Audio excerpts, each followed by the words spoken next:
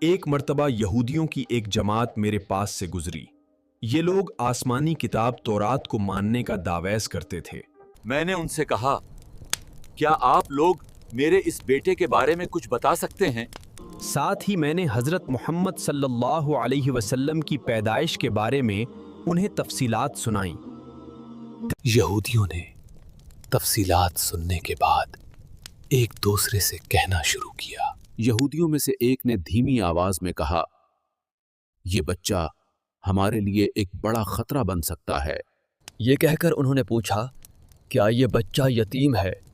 میں نے ان کی بات سن لی تھی کہ وہ اس کے قتل کا ارادہ کر رہے ہیں۔ سو میں نے فوراً اپنے والد کی طرف اشارہ کرتے ہوئے کہا، نہیں، یہ رہے اس بچے کے باپ۔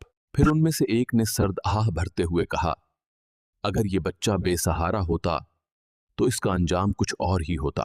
یہ بات انہوں نے اس لیے کہی کہ انہوں نے پرانی کتابوں میں پڑھ رکھا تھا کہ ایک آخری نبی آنے والے ہیں جن کا دین سارے عالم میں پھیل جائے گا۔